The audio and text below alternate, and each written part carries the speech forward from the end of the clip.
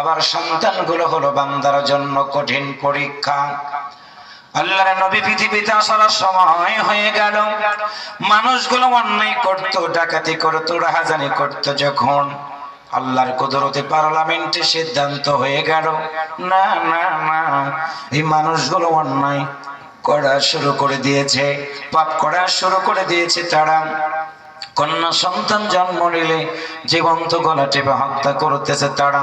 এমনই সময় আমার আল্লাহ তার কুদরতে পার্লামেন্টে সিদ্ধান্ত নিয়ে আরবের বুকে আমিনার গর্ভের মাধ্যম দিয়ে আমার আল্লাহ 570 খ্রিস্টাব্দে বিশ্ব নবীকে পৃথিবীর বুকে পাঠিয়ে দিলেন। একটু মারহাবা জোরে বলেন। এবার একটু জানতে চাই, বলেন তো বিশ্ব নবী আগমন করেছিলেন কত খ্রিস্টাব্দে? যারা কথা বলবেন না, অন্য মনোযোগী হয়ে আছেন কোরআনের মাহফিলে, জবান খুলে বলুন তো আল্লাহর নবী 570 খ্রিস্টাব্দে পৃথিবীতে আগমন করেছিলেন।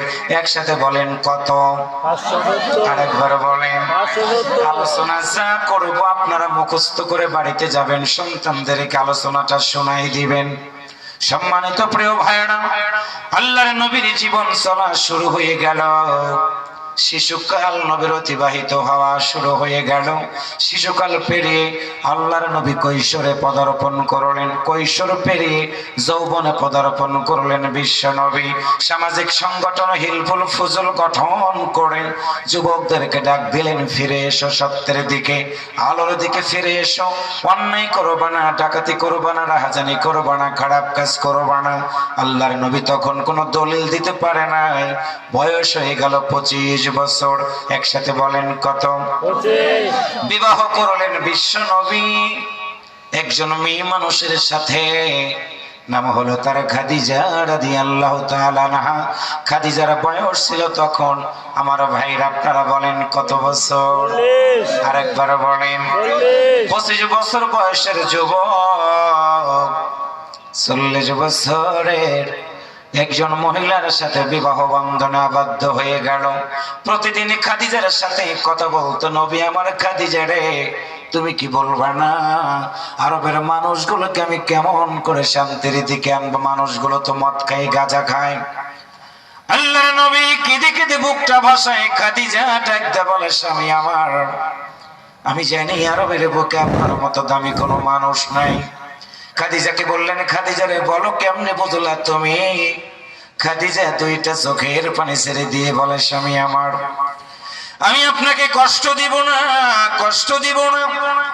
আপনার চাচা আবু তালেবের নেতৃত্বে যেদিন আমার বাড়িতে আপনি এসেছিলেন, আমার মেষপাল বকরির পাল গুলো দেখার দায়িত্ব আমি আপনাকে দিয়েছিলাম সুন্দর করে।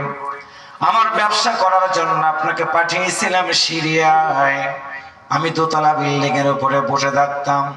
একদিন বসে আছি দুপুর বেলা, দুপুরের রোদ প্রচন্ড গরম, সূর্যের তাপ অনেক বড় শক্ত। সব মানুষগুলো পাহাড়ের কিনারে দৌড়ায় দৌড়ায় তারা ছায়া নিতে যায়। বকরির পালগুলো আছে মাঠের ভিতরে। আমি দেখলাম বকরির পালগুলো আপনি যখন নিয়ে নিয়ে পিছন দিক থেকে আপনি যান না, বকরির পালগুলোর কাছে আপনি যখন দাঁড়ায়া আপনি সামনে আগায়া যেই দিকে যান, আমি তাকায় দেখলাম বকরির পালগুলো সেই দিকে আপনার হাতের ইশারায় মনে হয় চলাফেরা করে। আল্লাহু আকবার জোরে বলেন।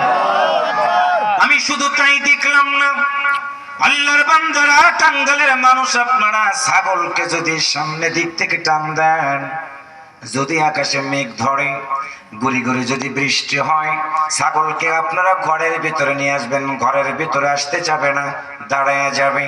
ছাগলের ভালোর জন্য আপনি সেইটা করবেন, সেইটা কিন্তু ছাগল বুঝতে পারে না।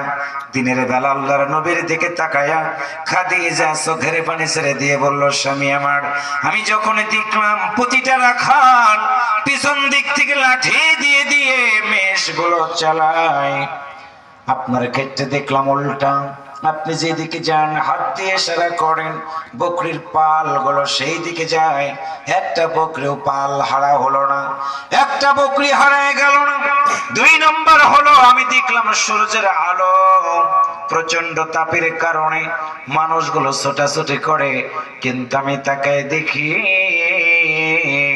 আকাশের মেঘমালাগুলো এসে আপনার মতো নবী যেই দিকে হেঁটে যান, আকাশের মেঘমালাগুলো আপনাকে ছায়া দিয়ে দিয়ে সেই দিকে আপনাকে নিয়ে যায়। আল্লাহর নবী বললেন, খাদিজা তুমি এটা দেখেছো? আল্লাহর নবীর দিকে তাকায় খাদিজার ঠোঁট কাঁপতেছে।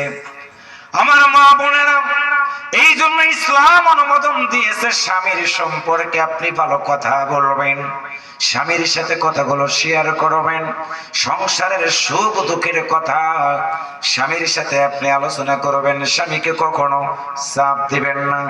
খাদিজা বললেন, স্বামী আমার আর একটা কথা বলবো আপনাকে। একদিন পাঠালাম আপনাকে সিরিয়াতে ব্যবসা করার জন্য।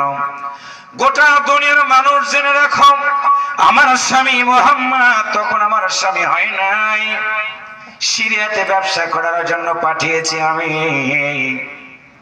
যেই সম্পদগুলো দিয়েছি ক্রয় করার জন্য, তাকে যেইটা দিয়েছে বিক্রয় করার জন্য, আমার স্বামী মুহাম্মদ বিক্রয় করলো অনেক টাকা দামে। যেই জিনিসটা ক্রয় করতে দিলাম ক্রয় করলো সে কম দামে, বিক্রি করলো বেশি দাম, ক্রয় করলো কম দামে। তার মানে হলো বেচতেও লাভ কিনতেও লাভ, দুইটা লাভ একজন ব্যক্তি করলেন।